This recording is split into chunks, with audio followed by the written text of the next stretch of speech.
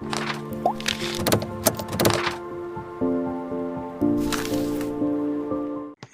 going to be talking today about recursion.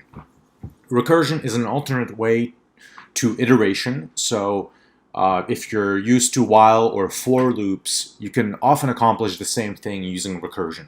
And in fact, functional languages, for example, such as Clojure or Scala, will often prefer to do things recursively rather than do things iteratively, because it's often a nicer way to express computation, and we'll see that today.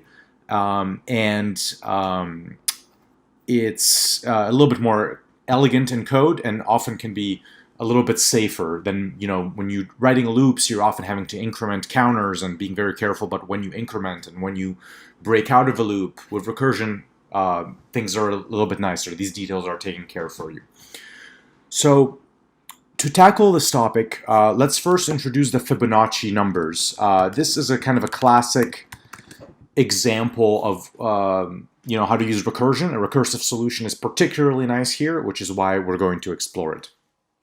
So the Fibonacci numbers, it's a mathematical sequence of numbers that is defined as such. So it starts with the numbers 1 and 1. So the first number is 1, the second number is 1, and then the third number is the sum of the two previous numbers. So 1 plus 1 is 2. And then again, the fourth number is the sum of the previous two numbers, which would be 1 plus 2, or 3. And then the next number is the sum of 2 and 3, 5. Then the sum of 3 and 5, 8, etc., etc. Okay? So you keep summing the previous two numbers. In mathematics, you would express that with a function that would say, f of n, which represents the nth number, is the sum of f of n minus 1 and f of n minus 2. And to fully complete this, f of 1 is 1, which means the first element in the sequence is 1, and f of 2 is also 1. Okay? So you can kind of hopefully see how this formulation defines this sequence. The first number is 1, the second number is 1, and then the nth number is the sum of the previous two, right? So if you were to plug in 3 here, that would be f of 2 plus f of 1, which is the sum of the previous two numbers. Okay, so hopefully that explains a little bit what the Fibonacci numbers are. Now let's implement it. Now first, we're going to implement it using a loop, just so we have a basis to start with. So let me declare a function. Let's define Fibonacci 1. Okay, and let's define two variables, I equals 1, which will represent the first number, and j equals 1, which will represent the second number. So think of I as being f of 1 for now, and j as being f of 2. Now, these also happen to be the first two numbers we want to return to the user because they're the first two number in the sequence. So we can immediately return them. We'll yield I and we'll yield j. Okay? And these will be the two numbers of our sequence. Now, how do we get the third number? So first, let's do a loop because we're obviously going to have to do this many, many times. So let's just say while true. Or, in fact, let's not do while true. Let's have an actual loop. So suppose the user tells us how many Fibonacci numbers they want. Let's call it n. So we only return I if n is greater or equal to 1, right? Because otherwise they don't even want the first one. And we'll only return j if n is greater or equal to 2. Okay, and then we need a counter to keep track of how many numbers we've already returned, right? Let's see, actually, do we need that? No, we can use I and j for that. So we know we've returned the last number. Let's say we're always going to return the jth position. No, actually, let's return the next position after I and j. So we'll say while j is less than n. Okay, so as soon as j moves on to be n, we know that we've hit the end of the road. We no longer want to return any more numbers. And here, inside the while loop, we're going to calculate the next number. And we can do that according to our formula, right? If I and j are the previous two, then the next number is going to be I plus j. And we can return the next number. And finally, we have to move I and j forward. So it's quite simple. I becomes j to move I forward. And j becomes the next number. Okay? And inside of this loop, we're going to keep moving I and j forward, and the next number is always going to be the sum. Now, let's quickly test my code. So let's suppose we want the first 10 Fibonacci numbers. So let's print, actually, x for x in fib of 1. And we'll pass in n being 10. Great. Okay, so here's our answer. Let me make it a little bit bigger here. 1, 1, 2, 3, 5, 8, 13. So that looks correct, right? That is what we were expecting. 1, 1, 2, 3, 5, 8, and then 13 is the sum of 5 and 8. Great. Did we get 10 numbers? We didn't get 10 numbers. 1, 2, 3, 4, 5, 6, 7. Uh-oh. So something is wrong.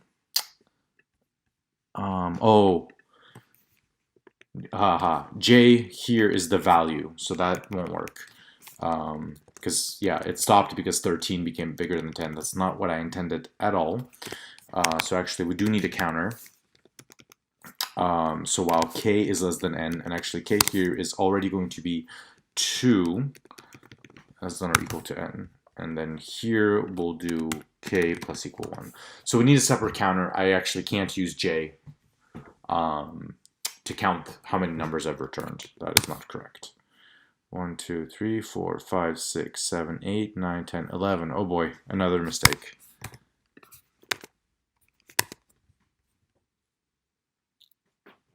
Okay, this looked good. So now we get 10 numbers back. I assume that if I put 2 here, you get 2 numbers back, 1 number back. Okay, good. So this shows the importance of testing, but more importantly, it also shows how easy it is to get this iterative solution correct, right? Because there's a lot of conditions and variables to keep track of where we are in the iteration.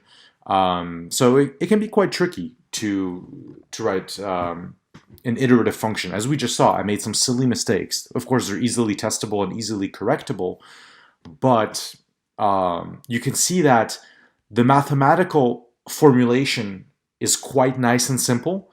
However, if you look at the iterative implementation, it's quite ugly in comparison and quite more complex. So now let's write this recursively. So what is recursion? Recursion is actually kind of what we see here in the mathematical formulation. The mathematical formulation is recursive. And what it means is that f, which is what we're defining, is also used inside of the definition.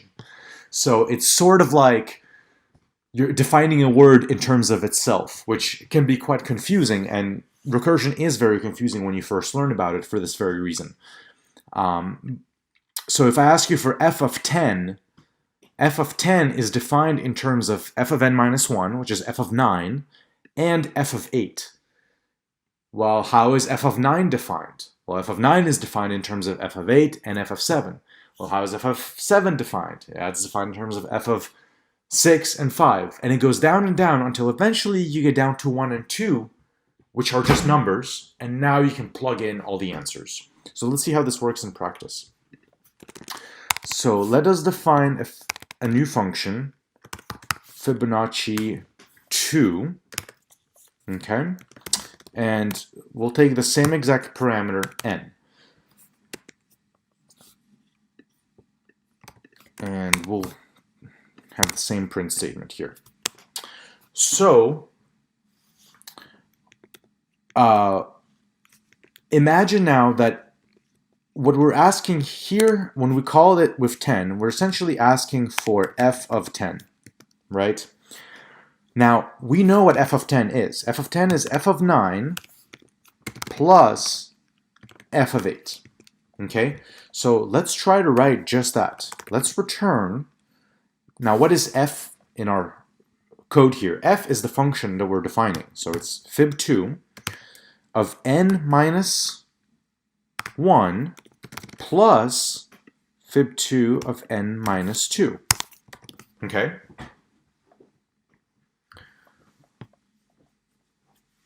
So this right here is very much related to the mathematical formulation we have here. Now, the only problem is, once we get to f of 1 and 2, we need to define these what are called base cases. This is where the recursion needs to stop and actually plug in the answers. And that is usually handled right up front in the recursive function.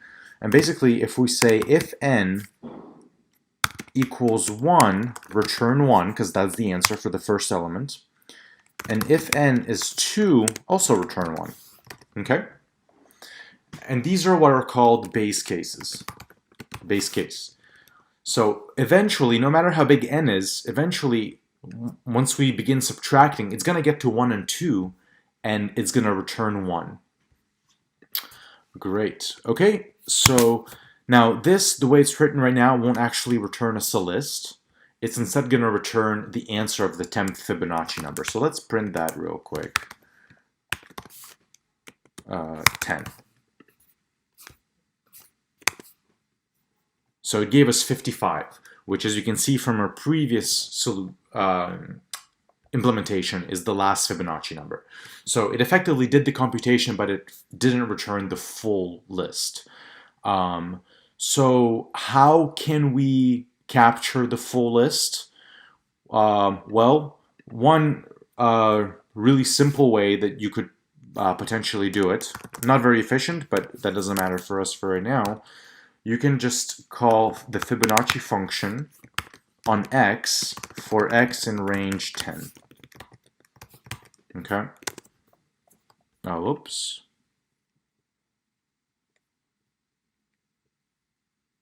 Oh, I think, yeah, range 10 gives us 0. So we went from 1, oops, 1 to 11, right, to include 10. There we go. Okay, so we essentially called Fibonacci on 1, which gives us the answer 1, then we called it on 2, which gives us 2, and then we called it on 3, etc. And we called it 10 times. So you can see it gave us the same answer. So this is great. If you look at this implementation, it's much easier than this complex one. It is also very exactly analogous, right, to the mathematical formulation we had here. If we copy paste this here, I mean, this is basically this case. This right here is this case. And then right here, we have this case. So it's exactly the same, right? And so you can see why it might be a preferable solution to this exact implementation. It's much cleaner and much less error prone to write in many cases. Now, that isn't to say that recursion is always the best solution. It certainly has its problems. To name a few, these recursive calls essentially do nested function calls. And this can be a problem when you create a large number of these nested function calls. It actually ends up eating up a lot of memory in your machine. And you can get what's called a stack overflow exception, where your stack, your call stack, grows to a very large number of frames, and eventually the operating system is going to, cut your program off and throw this error. So that's a potential pitfall with recursion. While it's elegant, you do have to test it to make sure it can perform within the constraints you need.